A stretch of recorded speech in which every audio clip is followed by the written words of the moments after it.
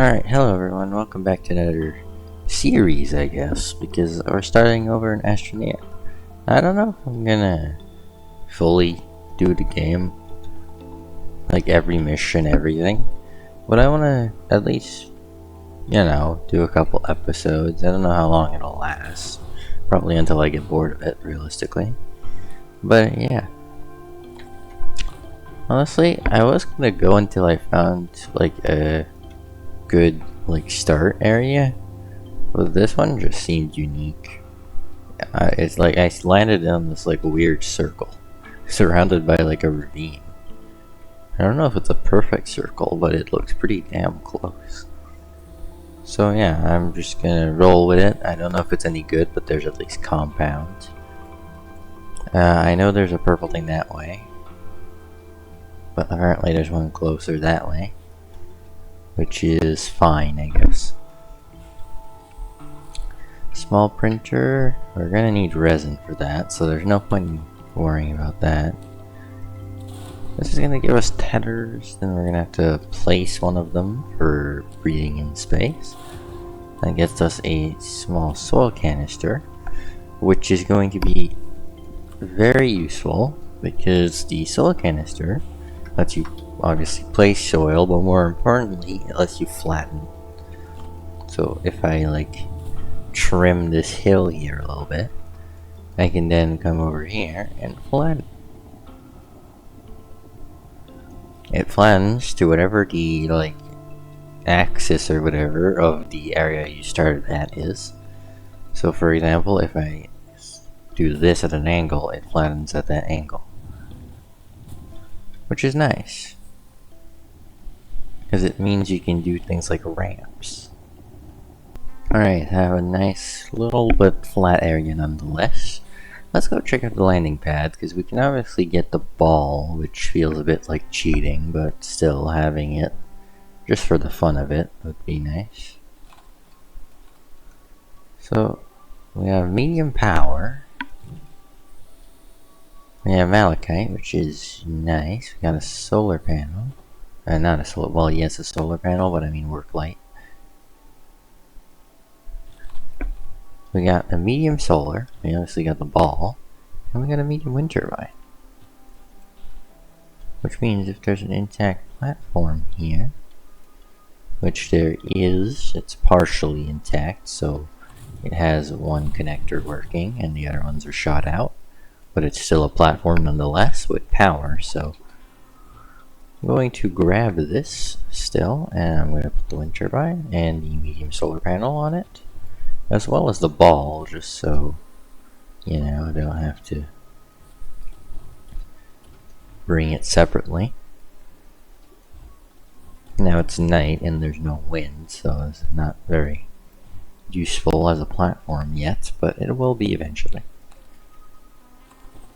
I'm also going to put the battery on the base, and I'm going to change back to my normal skin because I honestly hate this one. .com, party hat, none. There you go, and the visor because I forgot I changed it. Add spooky, yes, okay, there you go. So now the base has power storage and power production, which is nice. We finished lands filling. Reach top speed, yeah, got our compound and resin, and then the mods. Well, compound is right here, so obviously you can do that right now. Resin is going to be elsewhere. Also, here's a tip. As far as I'm aware, resources do not clip through the ground as long as they're on the landing pad. Although don't quote me on that, because I'm not 1000% sure, but I've never had them clip on me as long as you put them on the landing pad. So there's a tip for you. Now I need to find resin, obviously, which is sometimes difficult.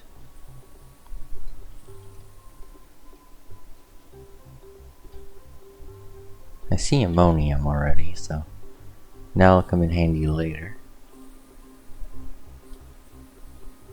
Well, there's resin all the way over there. Ah, there's some over here. I presume this is like an underground one. Yeah. These kind of suck. They usually don't have much stuff in them. Well, this one might not be terrible. It's gonna be pretty much an impossible node to mine out, obviously, because, well, it's partially underground, which is really annoying.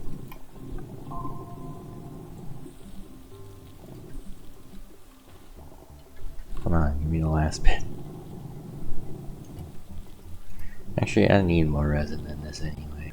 Lights in the distance, so I believe that is the purple gateway, if I recall properly. And then the event that I completed yesterday, or before yesterday, I don't remember exactly when, but you get the point. The AMP event, the MPP, and the IMPP event, you know, the classic. The computer fans are blaring, the wind turbine spinning, the resin's flowing. We're doing good for ourselves. Now, I do believe this might give us something. Yes, it gives us 2 platforms. Globetrotting won't give us much. Printing a medium printer. Now that is something I can do. And then we get a tiny platform to put it on. So you do that, and then you do this, and then it's connected and you get your spots now. That is going to be what we're doing. Then you can unpack the medium printer. I'm pretty sure you start out with the large platform B unlocked nowadays. Never mind, apparently not. You still have to unlock it every time, because obviously you do. Smelteringly hot is the smelter, I believe. Unlock and print a smelting furnace, yeah. Alright, well, let's unlock that. Compound, resin. Yeah, so I can make that.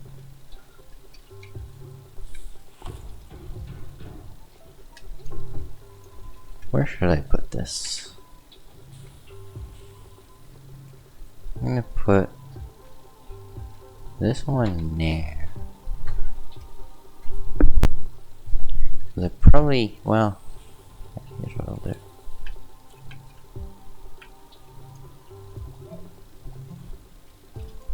I'll hook them. Oh, yeah. This platform doesn't work.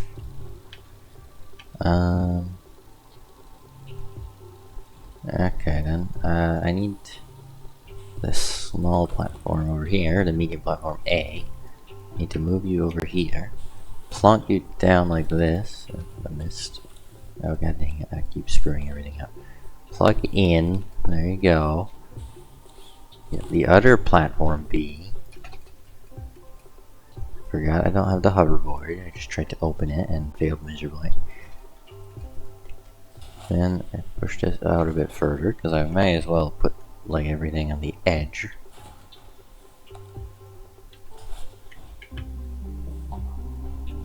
Build them a little bit closer. And that can be a printing platform. You know, the infamous PP, the printing platform. Do I have enough compound? No, I have none left. Well, I have enough for a smelter. Smelting furnace.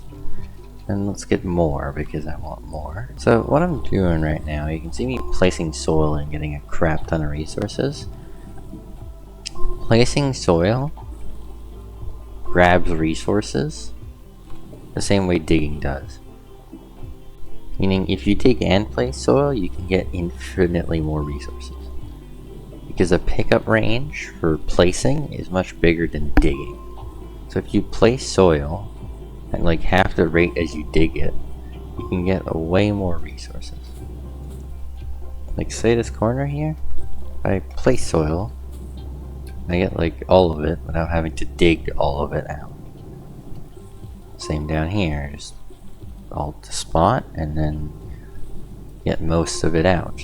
Alt on a spot, get most of it out. Alt on a spot, same thing, get most of it out. And now I have all this compound, which I dug out and like half the amount of time it would normally take, maybe. And with the wide mod, it's about 5 times faster, if not more sometimes, depending on the node. Especially Astronium. Astronium is absolutely insane.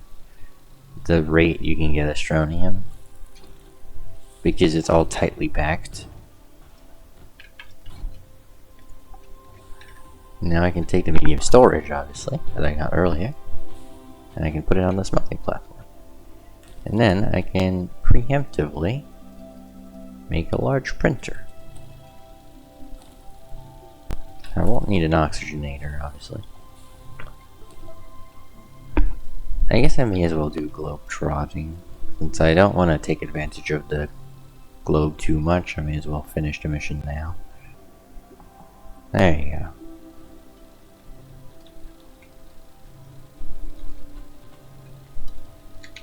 I guess this is a nice thing to save the game, but other than that, not much use in that. Now, here comes the question. How do we want to get down into the caves? Because we have the ravine here. But there's no good way to get into it. Other than maybe this area here. Okay, well there's a way down here. If it gets the job done, does it really matter? There you go. Gonna need to make tethers though, because you need to make tethers because you don't exactly want to die. Alright, now I should be able to just go down here. This odd area that didn't form properly. That I may as well fix. There you go. Oh, because this is a ravine. There's another one over here. There's like the whole way down. This is nice. I won't have to dig like at all.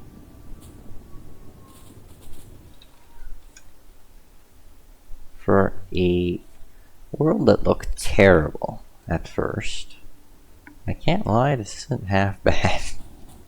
The medium generator's broken. You can't usually get medium generators from the caves fairly often. Okay, there's resin down here. That's not what I want though. What I want is aluminum and especially zinc for the mods. There's all this resin here. Okay, there's what I need. Sphalerite and laterite, which makes aluminum and zinc. Which is perfect because I don't really want to have to travel around more than I have to.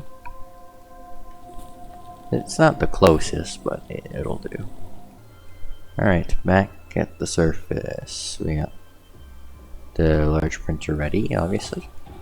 And then we can smelt all our goodies. It's about the laterite, which will turn into aluminum, and the sphalerite, which will turn into zinc.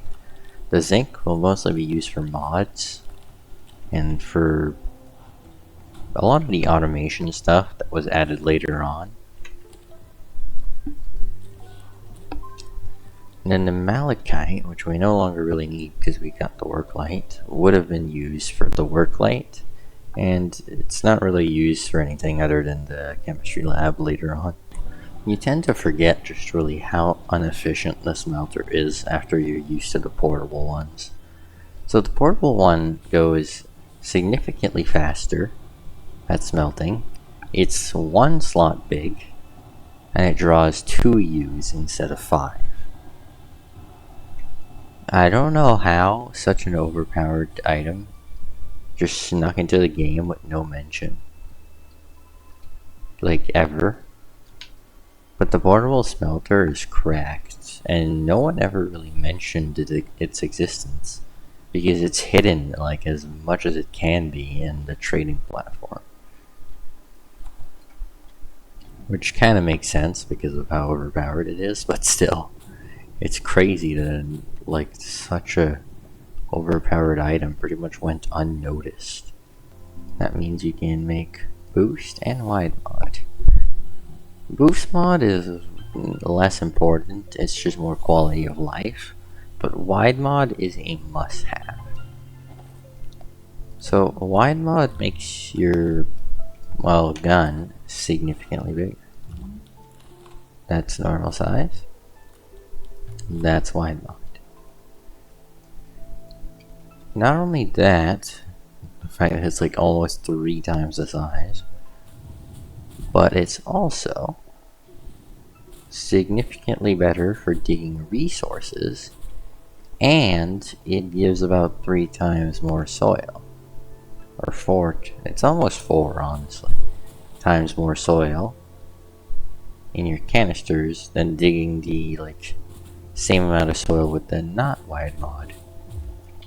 The downside is mods make your drill tool use power. Come here, ammonium. I need you for a rocket thruster.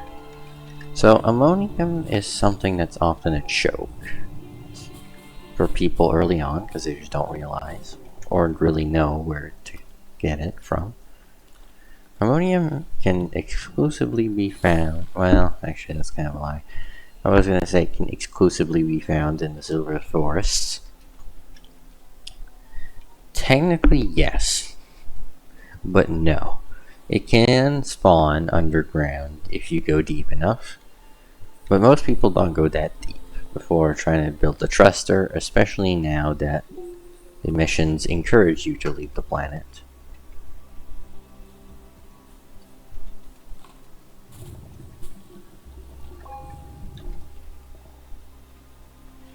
Essentially, ammonium is required for the the solid fuel thruster.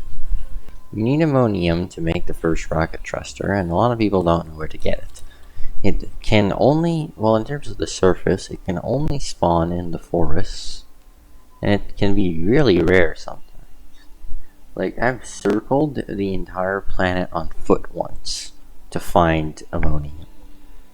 The entire planet. I mean, going around the entire thing. I just went north the whole time, then the opposite direction once it flipped and I reached the North Pole, and came all the way back. I looped an entire planet with tethers once, just to get like 4 ammonium. That was probably one of my worst starts ever to a save. Like, it was comically bad of a save. What is that? Why is it? It keeps flickering on the small canister, thinking you have resin.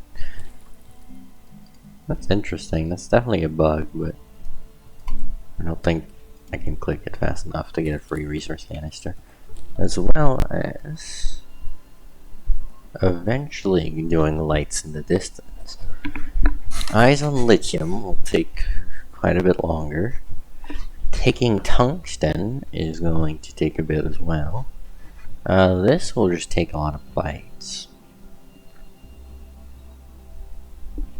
But it's kind of worth it for the QTRTG. This is going to give us a soul centrifuge, which is very nice.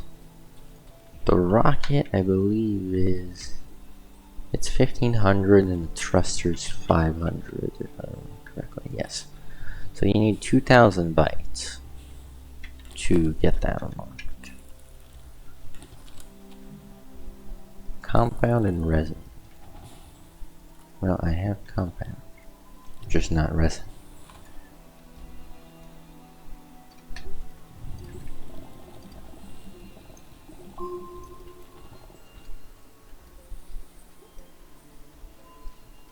On one hand, I don't want to go all the way down just for resin, but I'm also tempted to go all the way down just for resin so I can showcase the wide mod. Alright, here is the resin from earlier. There's like 3 entire nodes just in one spot, and this is how quickly, if I don't frick it up like an idiot. Okay, this is a terrible node to show it off. My point is, you can collect resources much faster with the portal, like the wide mod. Alright, now with that, we can make a research chamber. I was going to say as well as a research platform, but unfortunately I don't quite have the stuff.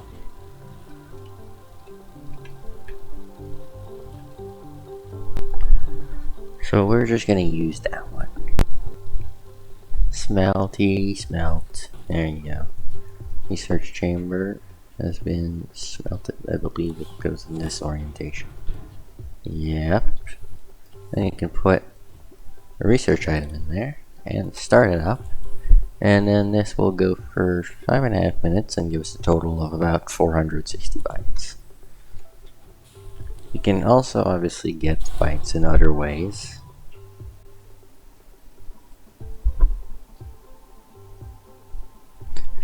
Obviously, such as like well, you can research the snail things. However, the snail things do not respawn. If you're on any of the console versions of the game, by far the best way to get bytes is these research samples. If you're on the PC version of the game, the best way is usually caves, unless you want to put like a proximity repeater on all of these and go around activating them. Because what you can do is make a proximity repeater loop on all of these and get essentially an infinite byte loop, so every time these regenerate they instantly get collected. That is something you can do if you absolutely want to. I don't necessarily recommend it because it doesn't really do that much, it's not that effective. But if you want to do it, you actually can. But yeah, that's gonna be it, I think, for the first episode of this new Astroneer series. I hope you guys enjoyed, and I'll see you guys next time.